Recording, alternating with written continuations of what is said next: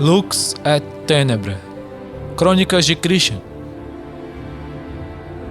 Capítulo 5. Peccata.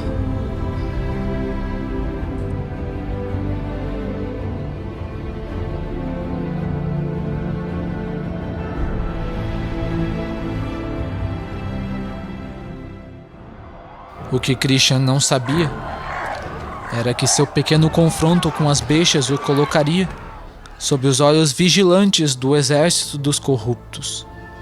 Uma das bestas que Christian havia encontrado anteriormente se dirige a toda velocidade em direção à torre, onde os Et Cornibus faziam sua morada.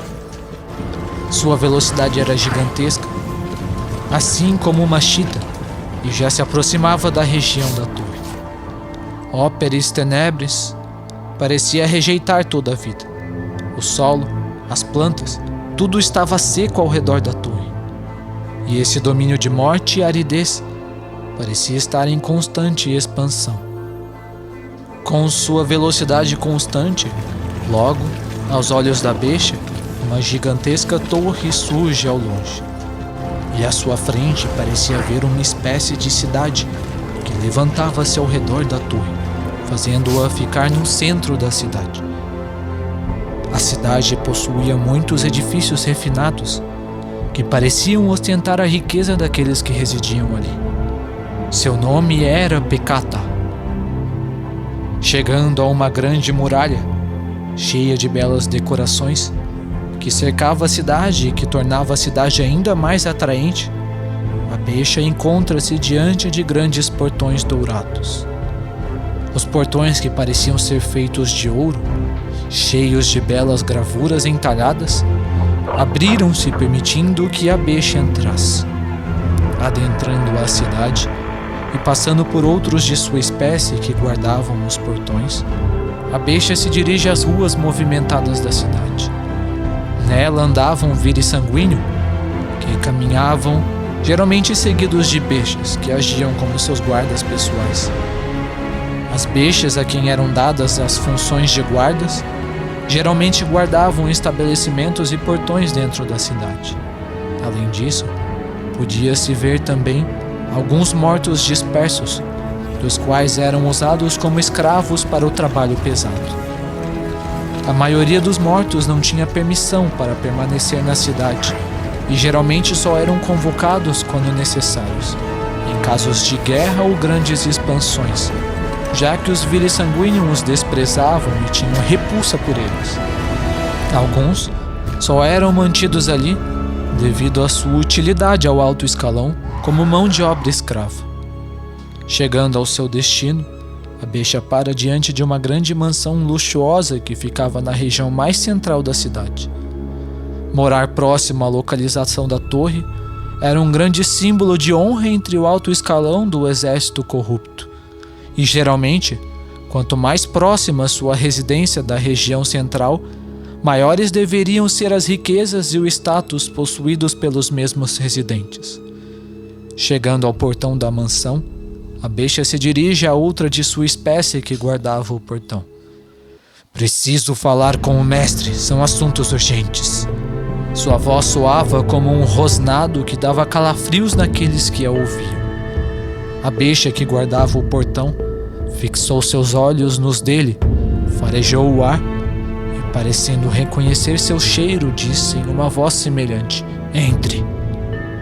Adentrando o portão, a besta se dirige à entrada da mansão. Uma bela porta de madeira, cheia de decorações e joias inseridas. Ao lado de fora havia um mordomo, um vire sanguíneo, vestido em um belo terno preto, com o rosto lindamente esculpido, cabelos grisalhos e olhos frios. Quando os olhos da besta se encontraram com aqueles olhos gelados, a besta sentiu um medo instintivo que causava-lhe arrepios por todo o corpo. Diante daquele mordomo, a perigosa fera se tornou semelhante a um rato assustado. Tensamente se curvando, a besta diz com a voz tremulante: "Tenho informações importantes para o mestre." O mordomo, ouvindo-o, respondeu-lhe em uma voz calma e fria que parecia trazer um toque de desprezo. Diga-me, eu as levarei a ele. Quando ouviu a voz lhe dando aprovação, a besta parecia relaxar um pouco, então disse: há dias que rastreamos Franciscus, um dos Cérvorums, até uma floresta desolada. Dali passamos dias procurando-o, mas parecíamos sempre perder seus rastros, até que um de nós farejou um vivo que vagava pela floresta. Então, o seguimos e encontramos uma criança que se escondia dentro de uma árvore oca. Alguns queriam atacar a criança na mesma hora, mas alguns sugeriram esperar e ver o porquê ela estava ali. Afinal, ela poderia nos levar a Franciscus. Porém, depois de um dia seguindo-a, a criança simplesmente parou e sentou-se. Parecia estar perdida, cansada e faminta. Perdendo a paciência, muitos de nós já estávamos decididos a não esperar mais. E quando decidimos atacá-la, ela abriu abruptamente os olhos. Logo em seguida, uma orbe de luz saiu de seu peito e irradiou luz sobre todo o seu entorno.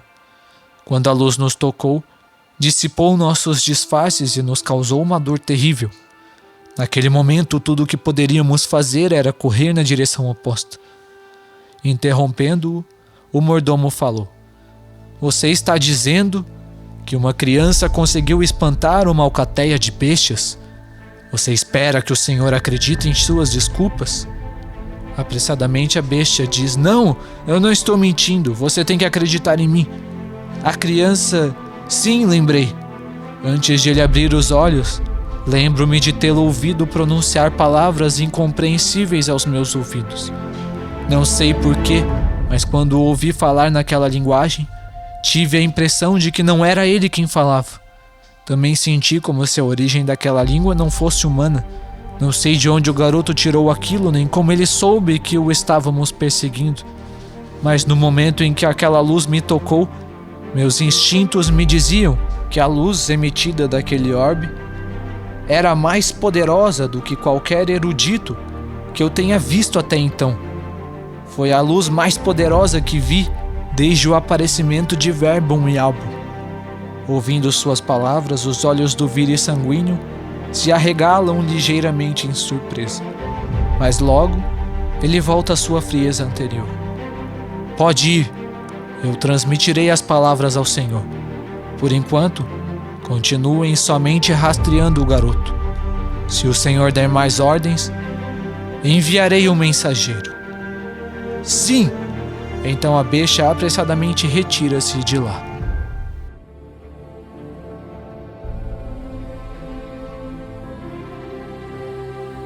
O próximo capítulo de Lux et Tenebra, o Vale.